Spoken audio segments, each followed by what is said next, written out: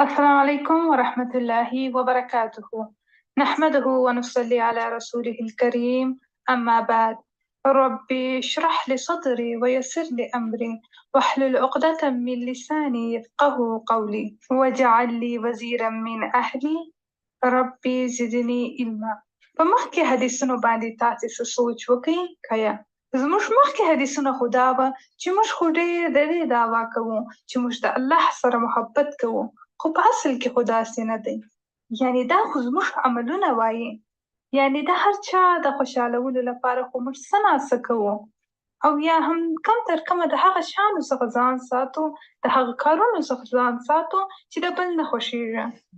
چې زه خو دا نه کوم، او په خاص ډول د هغه چا سره چې موږ ته محبت دعوه کوو، یا دا چې څوک چې زموږ دوست دی، نو موږ څه کوشش کوو دا چې داسې کار ونه کړو چې هغه زموږ څخه خفه سي.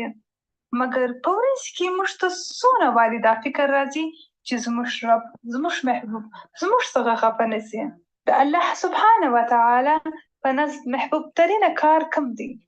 د قرآن په روشني کې، د حدیث په روښنایي کې هغه کم کار دی چې د الله خوښ دی، چې په هغه باندې الله سبحانه وتعالی تاکید کړی دی چې دا کار زما خوښ دی. ان الله يحب المحسنین، احسان کوونکی. د هغه په مخلوق باندې موږ خپله په عبادت کولو باندې په هغه باندې احسان کول. نو آیا زموږ دا عبادت د احسان په درجې کې دی؟ یعنی عبادت داسې وکړه لکه ته چې هغه وینې، او بل شي چې د الله سبحانه وتعالی خوښ دی. پاکیزه اوسېدل، یعنی خپل ځان پاک ساتل.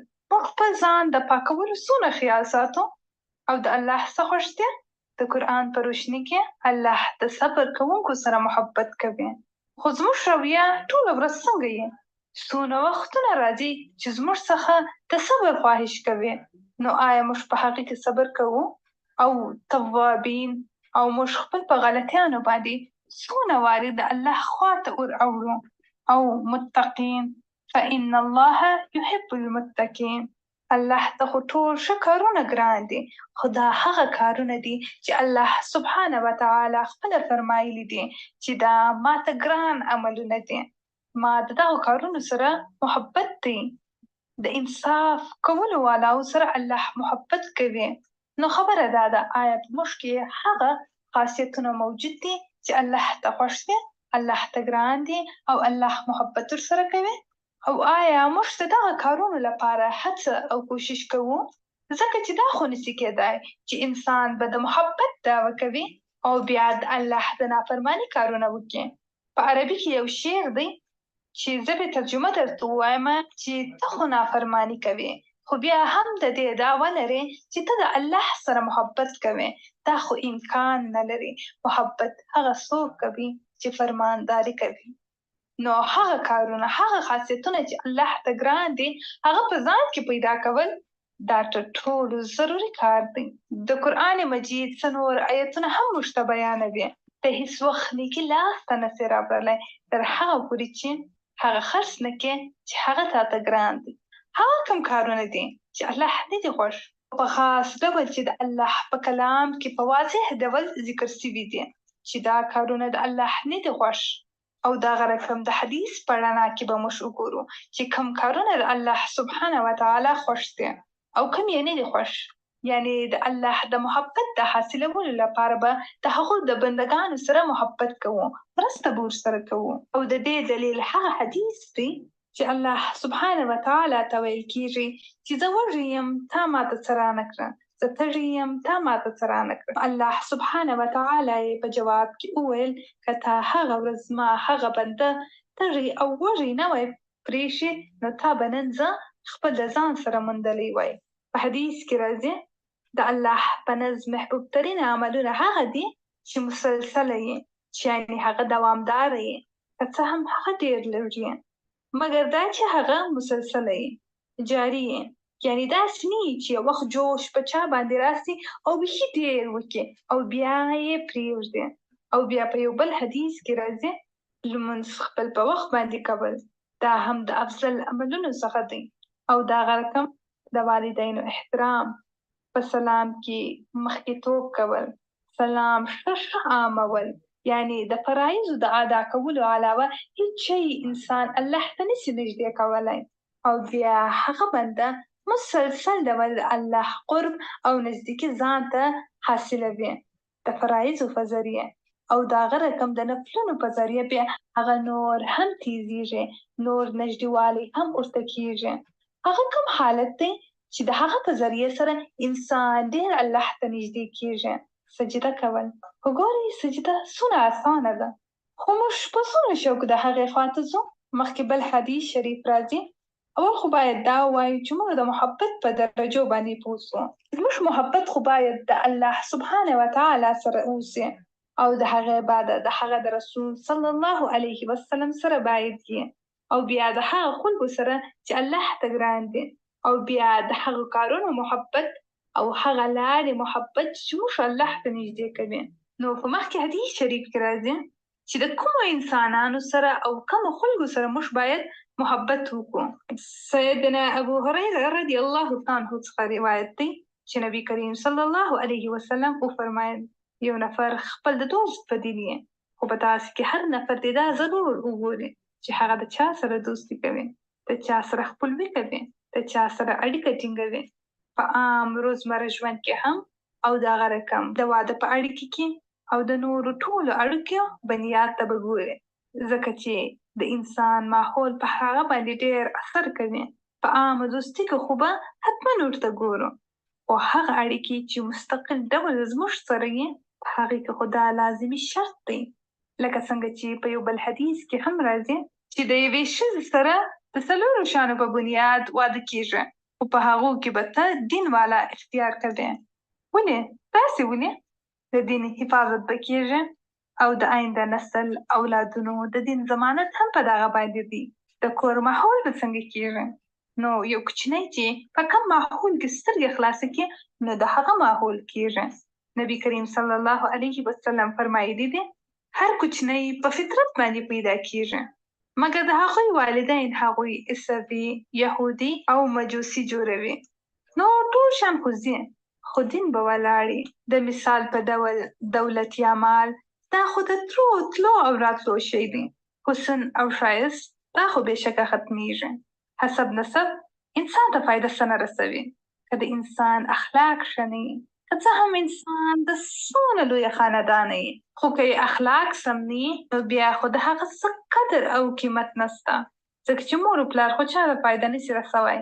پلرونه او اجداد هیڅ چا ته فایده نه رسوي تر هغه پورې چې انسان خپله ښه نه وي، خپله نیک نه وي. نو دغه رقم الله سبحانه وتعالی په نزد هم هیڅوک محبوبه نه دی، مګر هغه چې د هغه په دننه کې اخلاق او تقوا یې. اکرمکم عند الله اتقاکم. نو په هر رقم اړیکه چې تاسو یې د یو چا سره پیدا کوئ، یا هم د هر چا سره په دوستي کولو، دا خبره حتمني خپل په فکر کې وساتئ چې د هغه دین، ایمان او اخلاق یې څنګه دي. ولې؟ ځکه چې دا دوست خو ضرور نه ضرور د هغه څخه متاثره کیږي، هغه ورته جذب کیږي. انسان خپل د دوست په رنګ کې رنګیږي، که څه هم پام یې هم نه وي، خو ډېر د هغه تقلید شروع کوي. هر انسان د ژوند د لارو په تلو کې یو سپورټ ته ضرورت لري چې دی ورباندې تکیه وکړي، خو په عمومي ډول دغه دوست یې چې موږ ورباندې تکیه کوو. نو که تاسې د نیکي په کارو کې د یو بل مرستندوی یاست، نو بیا به څنګه سي؟ نو د نیکیانو په کارونو کې به ستاسې تعاون پیدا سي، تاسې به په هغې کې شوق پیدا سي، تاسې به ډېر ښه پام کوي په دا بده کارونو کې چې یو ګینګ یا یو ګروه جوړه سوي وي، د هغوی تعاون او اړیکه څنګه ټینګوي. زه دا فکر کوم که د ښو په کارو او د اسلام په کارو کې دا مسلمانان دونه ښه سره راټینګ سوي وای او دونه ښه اړیکه یې سره ټینګه کړې وای، نو نن به اسلام چیرې رسېدلی وای. نو په داسې کارونو کې ولې مرستې دونه ډېرې نه وي؟ ولې دونه ډېر تعاون نه وي؟ ولې په یو بل باندې دونه تکیه نسي کوی؟ ولې په دې کې د یو بل سره دوستي نه کوي؟ په هغې کې څه کیسه وي؟ دنیایي مفاد. نو د دنیوي مفاد او د وختي ډول د یو فایدې د لاسته راوړلو لپاره خو انسانان سره یو کیږي، خو د الله د دین په کار کې څونه خلک سره یو ځای سوي دي چې په حقیقي ډول د یو بل تکیه سي. او دا چې په هر حال او پر هر قیمت یې وکړي. ويؤثرون على انفسهم ولو كان به خصاصه. خپل ضروريات او خپل ضرورتونه شاته اچولو سره هغې ته ترجیح ورکړي. نو دا هغه رقم د دنیا او په مقصدونو کې خلک یو بل څنګه تشویق کوي، څنګه یو بل راپورته کوي، که څه هم ناکامه هم سي بیا هم څنګه سپورټ ورکوي. ځینې وخت خو د وینې تر اړیکه لا یو بل سره ټینګ سي. نو آیا دین د دې خواهش نه لري؟ خو زموږ کیفیت څنګه وي؟ موږ ته یو چا سره ناست یو او د هغه نوم لا نه پېژنو، نو یو خبر چې هغه د کوم ځای راغلی او چیرې ځي، د هغه مشکلات څنګه دي، دی په څه باندې پریشانه دی. نو دا ټول شیان څه ظاهروي چې زموږ مقصد یو نه دی، بس د ضرورت او د یو مقصد په اساس موږ شماسي سره یو ځای ناست یو. ځکه چې په کم میشن یا هم کم مقصد کې چې شوق او محبت یې، نو په هغه کې اړیکه ټینګول یې، کمیټمنټ یې، هغه یو سبب جوړېږي چې خلک یو بل ته نږدې کړي. دا هغه رقم که د انسان ګول یې وي، غواړي چې یو هدف ته ورسیږي، نو د هغه مشکل خپل مشکل ګڼي. خو که د انسان یوازې خپل د ځان فکر لري او یوازې خپل د مقصد لپاره کار کوي، نو بیا د هغه خبرې خوښیږي چې په ده باندې ارتباط لري، او هغه خبره یې نه خوښیږي چې زموږ د ذات خلاف وي، یا دا چې زموږ د فایدې په خلاف دي. انسان اختلافات څه وخت هېروي، حقیقي دوستي څه وخت یې؟ کله چې یو مقصد ورته ډېر ګران یې. نو کله چې د الله ذات ورته ګران یې، نو دا خو بیا کېدای نسي چې د هغه خلکو سره محبت چې د الله سره د هغو محبت دی، نو هغه به رحمه او بینهم کېدای سي. بعضې وخت د یو شي ویره انسانان سره راټولوي، بعضې وخت د یو شي محبت خلک سره راټولوي. نو د هغه رقم کله چې انسان یو صحیح مقصد ولري، نو دوري و اوري نه کېږي، بلکې بس دا خپل په مقصد باندې فوکس کوي، ټول پام هغه ته کوي. مثال الله ذات ته زموږ پام یې، نو دا خفګان، دا ګیلې ملې بیا موږ ته څه اهمیت نه لري، ځکه چې دا خو د اهمیت وړ شیان نه دي. زما اصلي مقصد څه دی چې بس هغه زما سره یې، نو ټول شیان زما سره دي. په دې حدیث کې خو په بنیادي ډول موږ باید سوچ ورباندې وکړو چې د چا سره چې دوستي کوي، یو څه په کراره یې وکړه، پام په وکړه، فکر په وکړه، هغه څوک دی، هغه د الله سره اړیکه څنګه ده، هغه د دین لپاره څونه کوشا دی، د دین په لاره کې څونه کوشش کوي، اړیکه یې د دین سره څنګه ده. او کله چې یو انسان د هغه چا سره دوستي کوي چې د هغه په دننه کې د الله محبت یې، نو دا خو کېدای نسي چې د هغه په زړه کې هم د الله محبت پیدا نسي. خو دغه رقم که تاسې د یو چا سره ناسته ولاړه ولرئ چې د هغه محبت د مال سره یې، او ټول عمر د پیسو د مال خبرې کوي، نو بیا د هغه په خبرو په اورېدو سره، نو بیا تاسې هغوی ته جذب کېږئ، او بس او بې له دې چې تاسې وهم غواړئ، د هغه خواهش ستاسې خواهش کېږي، د هغه شوق ستاسې شوق کېږي، او د هغه په رنګ باندې تاسې رنګېږئ. څنګه چې په فارسي کې متل دی، با ما بشینی ما شوي، با دیگ بشینی سیاه شوي. مخکې بل حدیث سیدنا مقدام بن معدي څخه روایت دی چې نبی کریم صلی الله علیه وسلم وفرمایل، کله چې یو نفر خپل د ورور سره محبت وکړي، نو باید ورته ووایي چې زما ستا سره محبت دی. دا ولې؟ ځکه چې که یو څوک د بل چا په باره کې ښه فکر ولري او ورته ګران او ښه جذبات ولري، نو بل باید په خبر یې چې یا بل شخص دی د دا جذباتو قدرداني وکړي. او دا حدیث یو بل حدیث هم واضح کوي، او هغه حدیث دی د عبدالله بن سرجس څخه. عبدالله بن سرجس وایي چې هغه نبی کریم صلی الله علیه وسلم ته وویل چې ای د الله نبی صلی الله علیه وسلم، زه د ابو ذر سره محبت کوم. یعنی هغه راغلی نبی کریم صلی الله علیه وسلم ته خبر ورکړي، نو هغه صلی الله علیه وسلم وویل چې آیا هغه په دې باندې خبر دی؟ ما ورته وویل چې نو ویې فرمایل چې ورته ووایه. نو هغه وایي چې بیا ما د حضرت ابو ذر سره ملاقات وکړي او خبرې مې ورسره وکړې، او ورته ومې ویل چې زه ستا سره د الله په خاطر محبت کوم. قاله هغه وویل محبت دې وکړي هغه ذات ستا سره، یعنې دا د هغه جواب و چې ستا سره دې هغه ذات محبت وکړي چې زما سره دې محبت وکړي د هغه لپاره، یعنې د هغه ذات لپاره چې ته زما سره محبت کوې، هغه ذات دې د دې بدله راته درکړي او ستا سره دې محبت وکړي. نو هغه وویل د دې په اورېدو سره زه د نبي کریم صلی الله علیه وسلم خواته ورغلم. ورته ومې ویل خبر مې ورکړي. نو بیا هغه صلی الله علیه وسلم د اجر بشارت ورکړي. یعنی ورته ویې ویل چې تا چې څه وکړه هغه هم شو او تا چې څه جواب هم لاسته راوړی هغه هم شو. یعنی دې حدیث ته وګورئ. یعنی نبی کریم یوازې دا خپل صحابي ته ونه ویله چې ته ورسه دا ورته ووایه، بلکې په یو بله موقع باندې حضرت محمد صلی الله علیه وسلم خپله دا بل صحابي ته وویل. هغه څوک و او د دې په ویلو سره یې هغه ته څه ور زده کړه؟ حضرت معاذ بن جبل. ای معاذ زه ستا سره د الله لپاره محبت کوم. او هغه دغه الفاظ کار کړه چې والله یعنی قسم دی. نو بیا دغه رقم حضرت معاذ ته یو دعا هم ور وښوله چې ته د لمونځ کولو وروسته دا دعا هېره نه کړې. کومه دعا؟ رب اعنی علی ذکرک و شکرک و حسن عبادتک. اوس تاسې وګورئ نبی کریم صلی الله علیه وسلم خو د هر لحاظه لوړ و او معاذ بن جبل د ډېرو ځوانانو صحابه څخه و، خو هغه صلی الله علیه وسلم ته په خوشخبري ورکړه چې زه ستا سره محبت کوم. او بیا د هغې بعد هغه ته ښه خبره وښوې. نو دا د تعلیم او درس ورکولو یو انداز و. نو دې څخه دا هم معلومیږي چې یو استاد باید خپل شاګرد سره په څه ډول معامله وکړي. که تاسې غواړئ چې چاته څه ور زده کړئ او د هغوی سره ستاسې په خلاصه ډول څه جوړه نه وي او تاسې یو خالي لیکچر دوی ته ورکوئ د روح خالي جذبات څخه خالي، نو هغه خبره د اورېدونکو په زړه باندې په پوره ډول نه کښېني. چې په زړه کښېننستی نو عمل به یې څنګه بدل سي؟ د نبی کریم صلی الله علیه وسلم څخه وروسته دغه ځوانانو صحابه وو چې ډېر خدمتونه یې کړي دي، چې د هغه صلی الله علیه وسلم په دورې کې به یا ډېر نوجوانان وو یا هم چې کوچنیان وو.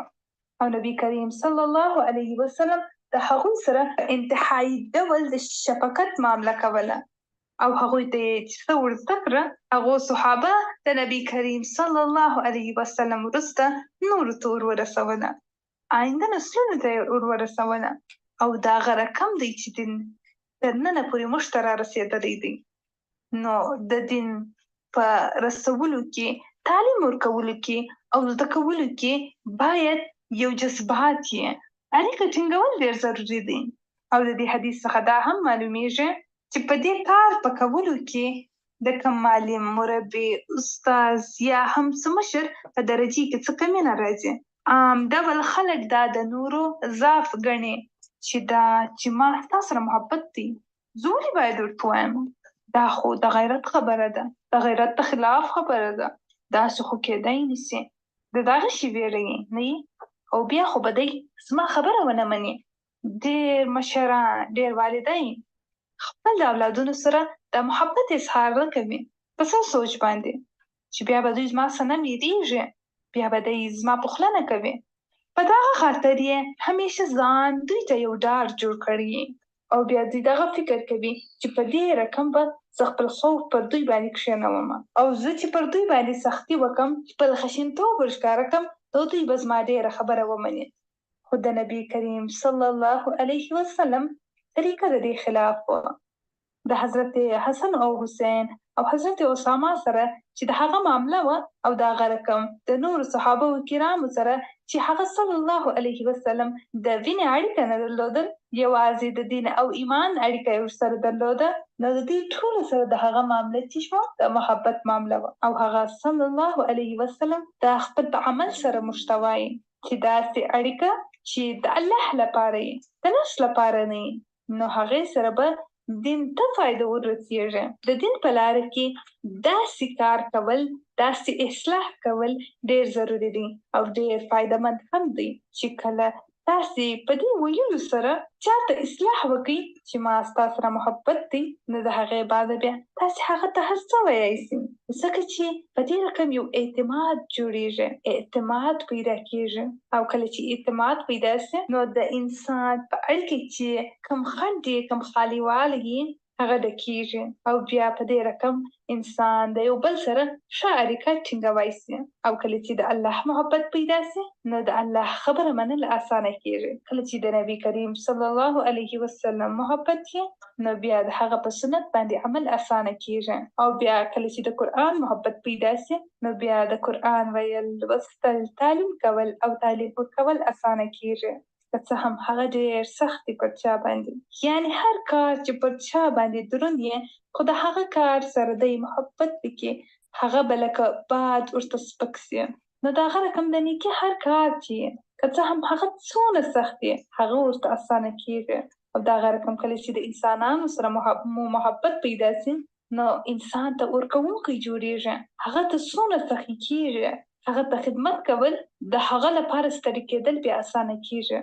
نو محبت ژوند اسانه کوي، خوندوره کوي. په اصل کې خو د کوچنیانو باید ډېر تعریفونه ونیسي.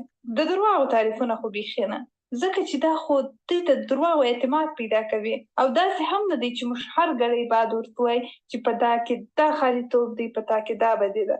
دا خو د هغوی روحیه خرابوي. او کله چې که تاسې ښه هم څونه ډېر ورته وایاست چې ته خو دا ښه یې دا ښه یې نو د هغه تاثیر هم بیا ختمیږي، ارزښت یې کمیږي. نو د ژوند بهترینه طریقه چې ده د نبی کریم صلی الله علیه وسلم سنت دی چې هغه څنګه عمل کوي. مخکې حدیث سیدنا انس رضی الله تعالی عنه څخه روایت دی چې نبی کریم صلی الله علیه وسلم وفرمایل 2 نفر د الله لپاره یا چې د اسلام لپاره د یو بل سره محبت کوي او په دواړو کې د یوه ګناه د یو بل څخه لرېوالی پیدا کوي. ځکه چې محبت خو د الله لپاره سوی و نه، ځکه چې یو چې د الله نافرماني وکړه او د الله لاره یې پرېښوله نو الله ذات چې د دوی د منځ څخه ولاړی نو بیا دوستي به څنګه پاتې سي؟ دوستي هم ختمیږي. نو هغه غټه جایزه چې دغه خلکو ته ورکول کیږي د قیامت په ورځ چې هغوی به د عرش تر سیوري لاندې هغه څنګه دوی ته ورکول کیږي؟ په داسې حال کې چې هغوی دا لاره پرېښې ده. د الله سره محبت به باقي هم تر هغه وخته پورې وي چې د الله ذات په منځ کې چې هغه بندګان د الله په خاطر د یو بل سره یې د دین په کارونو کې مخته کیږي، د دین په کارونو کې کوشایي. خو که په دوی کې یو هم هغه کار ونه کړي چې باید یې وکړي نو بیا نتیجه څنګه کیږي؟ دوستي په دښمني باندې بدلیږي، دوستي بیا نه پاتې کیږي. په مقصد باندې یې سم پوه سوست؟ دا بیخي ساده خبره ده، ډېره ساده، اسانه. د مثال په ډول تاسې 2 نفر وګورئ چې په یوه کاروبار کې د یو بل سره شریکان سوي دي او په هغه کاروبار کې یو څه شرطونه وه، خو کله چې په هغو کې یو د هغو شرطو څخه تېر سو نو بیا هغه کاروبار باقي پاتې کېږي، شراکت سره پاتې کېږي یا ختمیږي. ولې؟ ځکه چې هغه شرطونه یې نه کړه قبول. نو د الله سره د محبت کولو هم شرایط یې یو څه اصول او قاعدې یې او تر ټولو غټه قاعده څه ده؟ چې دواړه د الله اطاعت کوونکي یې. او که په دواړو کې یوه د الله لاره پرېښوله او د الله نافرماني یې وکړه نو بیا دوستي هم ختمیږي. دغه الله به د دوی ترمنځ جدایي واچوي. په څه باندې پوه سوست؟ دا بیخي دغه رقم دی لکه یو تار چې د تسبیح دانې ټینګې کړي یې. که هغه رسمان یا هغه تار پرېږدو نو بیا دانې څنګه سره یو ځای پاتې کېدای سي؟ نو هغه تار دی چې د دوی ترمنځ مشترکه دی، د هغوی ترمنځ تېر سوی دی. نو د الله لپاره محبت د الله هغه محبت دی چې د دوی دواړو ترمنځ دی، هغه یو تار دی چې هغوی یې سره تړلي دي. چې د الله محبت نه د الله نافرماني نو دا داسې دی لکه یوه چې هغه تار پرې کړي او د یو بل څخه به جدا سي. نو په حقیقي ډول که موږ غواړو چې د الله محبت تر مرګه پورې زموږ سره او په آخرت کې هم د هغې فایده موږ ته ورسیږي نو د هغې لپاره ضروري دی چې خپله هم په هغې لاره ولاړ سو او زموږ دوست هم په هغې لاره کو. ځکه چې که هغه شوی سو نو دوست هم شویږي. د هغه رقم مثال که د یو موټر یو ټیر پنچر سي نو بیا خو نور ټیرونه هم نسي روانېدای نو هغوی خو به سفر ته ادامه نسي ورکوی، میزان خو خرابېږي نه، ځکه چې هغوی په یوه سطحه کې نسي اوسېدی، یو حرکت کوي بل یې نه کوي چې څه خرابه سوه. نو دغه رقم د الله محبت سره یو ځای کړي وه او دغه رقم د دین خبره چې هغوی د یو سبب لپاره سره راټول شوي وو، چې کله هغه سبب نه وي یا هم د هغه د خلاف کار وشو، نو بیا محبت هم نه پاتې کېږي. یعنی کله چې انسان د دې دعوه وکړي، یعنی په مخکې حدیث کې موږ لکه چې ویل چې ما ستا سره محبت دی د الله لپاره، دا خو اسانه خبره ده چې تاسې چاته ووایئ زما ستا سره د الله لپاره محبت دی. خبره کول یې اسانه دي، خو دا خبره ساتل سخته دي، په دې باندې عمل سخته دي. په دې باندې به څنګه عمل کېږي؟ په هغې پسې به موږ ګورو، موږ په هغه باندې پام کوو، خپل په اړیکې باندې به پام کوو، ځینې بېغمه کېږو به نه. دغه رقم که تاسې خپل په اولادو پسې هم ونه ګورئ، نو بیا څه کېږي؟ دا محبت خو ختمېږي. مثال عمر مو ډېر شي، هغوی په تاسې پوښتنه نه کوي، راکړه ورکړه نه سره لري، دیدن او ملاقاتونه نه سره لري، نو بیا خو دا اړیکه هغه اړیکه نه پاتې کېږي. سیدی لرم، زوی لرم، لور لرم، اړیکې مو ورسره ده، خو هغه خوند چې د محبت دی هغه نه پیشکې پاتې کېږي. نو دلته هم خبره دا ده، کله چې هغه روح ختم سي، نو بیا اړیکه هم ختمېږي. دغه تعلق هم ساتل پکار دی. او دغه رقم تاسې وګورئ، د یو ماشین د چلولو لپاره چیز ته ضرورت یې، برق ته ضرورت یې، تیل ته ضرورت یې. خو کله چې د الله نافرماني مو شروع کړه، یا که یوه وکړه یا دواړو، نو بیا هغه دوستي نه پاتې کېږي. ډېر وخت لپاره به هغه ونه چلیږي. نو خبره دا ده، د ښې اړیکې لپاره ډېر ضروري دی چې په هغه تعلق پسې وګورو، پام وساتو. لکه څنګه چې یو ماشین تیل ته ضرورت لري، او دا چې یو نبات اوبو ته ضرورت لري، یا هم دا چې انساني جسم غذا ته ضرورت لري، نو هر شی یو غذا ته ضرورت لري. نو دغه رقم د الله لپاره چې څه اړیکه ده، هغه د الله اطاعت ته ضرورت لري. نافرماني د هغه لپاره لکه زهر داسې شی دی، او بیا د هغه سره سره دعا ته هم ضرورت شته. او دغه رقم د یو حدیث څخه موږ ته معلومیږي چې الله سبحانه وتعالی خپله نبی کریم صلی الله علیه وسلم ته یوه دعا ورښولې ده چې فرمایلې ده ویې غواړه. نو دغه لپاره نبی کریم صلی الله علیه وسلم دعا کوله، د الله د دیدار دعا، یا که زه د کم انسان سره محبت کوم، دا ټول محبتونه خپل د محبت د لاسته راوړلو لپاره، خپل ځان ته د نږدې کولو لپاره. نو ګویا اصل محبت د چا دی؟ د الله. او نور محبتونه د چا لپاره دي؟ یعنی دا نور محبت چې دی، دا زموږ ګول نه دی، زموږ منزل نه دی، زموږ مقصد نه دی. هغه ماسې ذریعه ده، واسطه ده د چیز ته رسېدو لپاره، د الله لپاره. په څه باندې پوه سوس؟ د محبت قابل خو بس یو دی، او هغه څوک دی؟ الله رب العزت. او نور محبتونه چې څه د انسانانو یې که د شیانو یې، هغه ذریعه جوړه سي د هغه د رسېدو لپاره، هغه سبب دی. او بعض وخت هغسې هم وي چې تاسې د یو چا سره محبت کوئ، هغه ولاړ سي، د دې دنیا څخه ولاړ سي، یا هم د هغه ځایه ولاړ سي، نو بیا څه کېږي؟ د انسان په دننه کې یو خنډ پیدا کېږي، یو خالیګاه پیدا کېږي. انسان هغه یادوي، داسې معلومیږي لکه د هغه ځای چې خالي پاتې وي. اوه زه به اوس څه کومه؟ یعنې د مثال په ډول تاسې قرآن تلاوت کوئ او یو مسله پیښه سي، نو بیا خو تلاوت نسي کېدی، یو خالیګاه پاتې کېږي.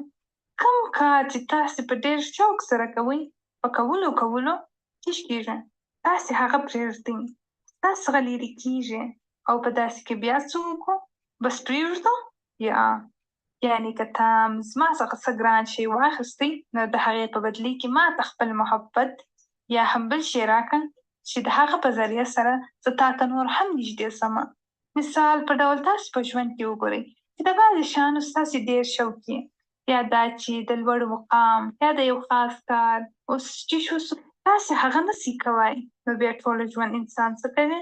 په ځان کې یوه کمي پیدا کوي چې زما خو دا خواهش و، زما دا خواب و چې الله ما خو غوښتل چې زه د مثال په ډول ډاکټر، یا دا چې ما غوښتل چې پیلوټ جوړ سمه، یا زما خو دا خوب و، زما دا خواهش و، او بس مور و پلار ټینګه کړم واده یې راوکړي، او بس اوس مې نو اولادونه سوه، او بیا څه او څه وسوه، زما خو هغه خوب پوره نه سو، هغه چې ما یې خواهش درلود. نو بیا انسان څه کوي؟ همیشه ځان په احساس کمترۍ باندې مبتلا کوي، یا دا چې هغه په افسردګۍ کې مبتلا کېږي. هر ګران شی چې کله د انسان څخه لرې سي، نو د هغه لرېوالی انسان ته د ځان بلا جوړېږي. او د هغه په ژوند کې یو افسردګي او یو غم پاتې کېږي. د غم ذرې جوړېږي. بعضې وخت هغه دونه لاندې ریښه وکاږي چې د انسان کمی بیا د هیڅ چي څه نه پوره کېږي. که څه هغه هر څه وکړي، هغه خالیګانه پوره کېږي او انسان یې قبلوی نسي. ولې داسې وسوه؟ ولې زما سره داسې وسوه؟ داسې خو باید نه وای سوي. په دا صورت کې دغه دعا ډېره فایدهمنده ده چې یا ربه، چې که تا زما څه ګران شی زما څخه واخیستی، نو د هغې بدله راکړې، چې هغه خلا ختمه سي او هغه ځای ډک سي، سره سم سي. زه یو سټیبل او جوړ انسان یم. زما هڅه برابر دي. زه د یوه کار څخه بل کار کې بهتري راولم. هغه خلا زه په بل شي باندې نه ډکوم، هغه به زه په څه باندې ډکوم؟ په هغه څه باندې به یې ډکوم چې هغه ما ستا محبت ته در نږدې کړي. د مثال په ډول شاید په تاسې کې یو څو نفرو دا تجربه کړې چې تاسې د کوم خاص ټیکري شوق درلودی او هغه مو لاسته رانه وي، یا هم د کوم خاص کار، یا هم د کوم خاص مقام، یا هم د کوم خاص ځای شوق مو درلودی، هغه تاسو ته لاسته رانغی، خو د هغې په بدلي کې تاسو ته قرآن لاسته راغی. نو هغه ورځ چې تاسو ته قرآن لاسته راغی، هغه خلا، هغه خالیګه ډکه سوه. د هغه د ټکېدو احساس راغی چې بس نور زه نه غواړم، دغه ماته کافي دي، دغه کمې. هغه احساس بیا نه پاتې کېږي چې یو شی زما د لاسه تللی دی. انسان بیا په هېڅ ډول د هغه خالیګاه نه محسوسه کوي. بس د الله شکر په هر حال باندې باسي چې یا الله، تا چې څه زما څخه واخیستی، د هغه بدله راکړې او هغه راکړه چې ستا د نږدېوالي سبب راته سي. یعنې هغه چې تا ته ګران دی، د هغه شي څخه یې راته ډک کړې. هغه رقم دی نه لکه قرآن، چې قرآن لاسته راسي، ټول غمونه د چا هیر سي. بعضې وخت خلک چې ډپریشن یا هم افسردګۍ ته ولویږي، د حد څخه ډېر خوري. فکر کوي چې زه ډېر وخورم نو د زما خلا به ډکه سي. بعضې وخت خلک یې په بل ډول ډکوي، یا هم په میوزیک یا غزلو په اورېدو سره، یا هم دا چې بل بې ځایه کار کوي او خپل دا خلا ډکوي. که ورته وکتل سي، د انسان په دننه کې شدید محبت شته. لکه څنګه چې مخکې ما ویلي وه چې د محبت چې څه انتها ده، هغه عبودیت ده. هغه یې تر ټولو لوړه درجه ده. هغه الله سبحانه وتعالی د هر چا په دننه کې ایښې ده. ځکه چې الله انسان جوړ کړی خپل عبادت لپاره دی. نو کله چې موږ هغه ونکړو او بیا دا خلا ډکوو په بې ځایه کارونو په محبت سره، یا دا چې یو وخت د دنیا بندګان جوړېږو یا هم د بل څه، نو هغه خلا په بل شي باندې نه ډکېږي. کوم چې الله د کوم خاص کار لپاره جوړ کړی وو، نو نتیجه به څنګه سي چې خلک په بل ډول او ناکاره شیانو باندې ځان خطا باسي، او چاته منزل یا هم مقصد یې ورته رسېږي او چاته یې مقصد نه رسېږي. خو ما نه دی کتلي که د چا په زړه کې په حقیقي ډول سره د چا په زړه کې دا قرآن راسي، قرآن ورته محبوبه سي، او بیا به کومه خلا د ده په دننه کې پاتې وي. کیدای نه سي چې خلا پاتې سي او انسان کې قناعت پیدا کېږي. په هر کار کې انسان قنع اوسېږي، راضي کېږي، د الله فیصلې ته سر لاندې کوي او بیا څه افسوس یې په زړه کې نه پاتې کېږي او بیا ټول غم ایسته کېږي او نور د دې حق موږ څنګه ورکړو. مخکې ورځ چې موږ د حضرت محمد مصطفی په سنتو باندې بحث وکړي، او موږ چې لکه څنګه چې همیشه دعوه لرو چې د حضرت محمد صلی الله علیه وسلم تر هر څه د هغه سنت لوړ دی او خپله مو دا درجه ورته ورکړه، نو راځئ دې ته غور وکړو چې کوم هغه کوچني کارونه دي چې موږ یې کوو او هغه د حضرت محمد مصطفی د سنت خلاف دي او سراسر ستونزه تعلیم، تربیت او د خوند خلاف دي. نو راځئ د سهار څخه شروع کړو. تر ټولو اول چې تاسې راکښېنئ، څه کوئ؟ راځئ موږ ځان د هغه سره سم کړو. موږ کوم هغه کارونه کوو چې هغه محمد مصطفی نه کوله. د وختي سهار څخه به شروع کړو. یو داسې روایت نه پیدا کېږي چې هغه به د سهار د لمانځه بعد بیده سوی. د سهار د لمانځه وروسته بیدېدل هغه ناخوښ کړي دي. خو زما د دې خبرې د ډېر افسوس دی چې که چاته موقع مساعده سي، نو دا د سهار د لمانځه وروسته خوب نه پرېږدي. نو دلته سنت چیرې ولاړئ؟ ستاسو د سنت محبت. موږ د ورځې آغاز د سنت د خلاف سره کوو. صحیح دی، یو خو مجبوریت دی چې شپه بیخي ډېره لنډه سوې، نو سید انسانان یا خوب پوره کوي او که 6 ساعته لا خوب ونه کوي نو ستاسو خوب نه پوره کیږي نو بیا خو ستاسو مجبوري یې چې د ورځې په کومه برخه کې خپل خوب پوره کړئ نو که تاسې سهار بیده نسئ نو د ورځې په کوم حصه کې بیده نسئ نو بیا کیدای شي تاسې مریض سئ کیدای شي چې د یو خاص ماحول خاص ضرورت یې خو د ژمي په هغه اوږدو شپو کې چې هغه دونه ډېره موقع د خوب زموږ سره نو بیا خلک ولې د ورځې بیدېږي ولې سهار د لمانځه بعد بیدېږي او نتیجه یې څنګه یې کله چې آغاز غلط یې نو بیا په پوره ورځ کې بې برکتي یې موږ ډېر کارونه بیا نسو کولی ځکه چې شروع یې صحیح نه ده او د دې څخه ځان ساتل څنګه کېدای شي چې یو څه کوشش وکړو اراده وکړو چې زه نه کوم خپل ټایم ټیبل او تقسیم اوقات بدل کړئ ماښام وختي بیده سئ او دا خو جلا خبره ده چې تاسې بیخي مجبوره یاست یا دا چې مثال د یو چا خاوند ناوخته کار کوي او ناوخته راځي او د هغه په خاطر بیا ښځې ته ضرور دی چې بیا راپورته سي یا دا چې ضرورت یې ورته په منتظره پاتې سي یا که بل ضرورت یې نو هغه خو ضرورت دی سي دی د هغې خبره جلا ده خو هغه خلک چې په یو عادي ډول ژوند کوي د هغوی څه مجبوري ده هیڅ مجبوري نه لري موږ دې ته پام نه کوو موږ ته دې احساس نه کوو چې موږ د سنت خلاف ځو ما لیدلي دي ډېر خلک چې کار کوي هغه سهار وختي د کوره وځي او هغه خلک چې بیا په کور کې بېکاره ناست دي هغه بس د سنت خلاف کار کوي نو تر هغه وخته پورې چې زموږ حال بدل نه سي نو بیا خبرې هیڅ فایده نه لري او بیا د هغې وروسته تاسې مخکې ولاړ سئ چیرې موږ د خلاف کارونه کوو د هغه صلی الله علیه وسلم طریقه څه وه او زموږ طریقه څه ده قل إن كنتم تحبون الله فاتبعوني آیا دا د رسول اطاعت دی دا خو د رسول اطاعت نه دی او دغه رقم حدیث دی کله چې څوک د الله سره محبت کوي نو الله هم د هغه سره محبت کوي الله چې د کوم بنده سره محبت کوي د دې نښانې څه دي علامتونه یې څه دي مخکې ورځ هم بحث وسو د هغې د مخه هم بحث وسو چې کوم بنده چې د الله سره محبت کوي د هغه نښانې څه دي خو نن به موږ وایو چې کله الله د چا سره محبت کوي د هغه نښانې څه دي د حضرت ابو هريره څخه روایت دی چې نبی کریم صلی الله علیه وسلم وفرمایل الله چې کله خپل کوم بنده سره محبت کوي نو جبرائیل راغواړي او ورته وایي چې ما د فلاني سره محبت دی تو سره محبت وکړه نو جبرائیل هغه سره محبت کوي بیا په اسمان کې आवाज کوي چې د فلاني شخص سره الله محبت کوي نو تاسې هم ورسره محبت وکړئ نو اسمان والا او به د هغوی سره محبت شروع کړي بیا هغه په مځکې باندې د خلکو په زړونو کې به محبوبه سي او کله چې الله کوم خپل بنده ناخوښه کړي نو جبرائیل راغواړي او ورته وایي چې فلانی شخص زما نه دی خوښ نو ته هم ناخوښه کړې نو بیا جبرائیل هم هغه نه خوښوي بیا په اسمان کې आवाज کوي چې الله فلانی شخص نه دی خوښ نو تاسې هم ناخوښه کړئ نو بیا اسمان والا و هغه ناخوښه کوي بیا د مځکو والاو په زړونو کې هغه ناخوښه کېږي د مځکو والاو څخه مطلب هغه نه دی چې دا ټول خلک بلکې هغه خلک چې د ده شاوخوا اوسېږي خلک د هغه څه لرې کېږي یا هم ورته نږدې کېږي لکه څنګه چې مخکې هم موږ وویل المؤمن مؤلف مؤمن د محبت وړ دی خلک د هغه خوا ته جذبېږي محبت ورسره کوي نو تاسې چې د کومو خلکو منځ کې اوسېږئ په هغو کې خپل مقام پیدا کړئ ستاسې سره کار کوونکي ستاسې سره شپه او ورځ اوسېدونکي د هغوی په زړونو کې ستاسې مقام څه دی چې ابوذر څخه روایت دی چې نبي کریم صلی الله علیه وسلم زما خواته راغی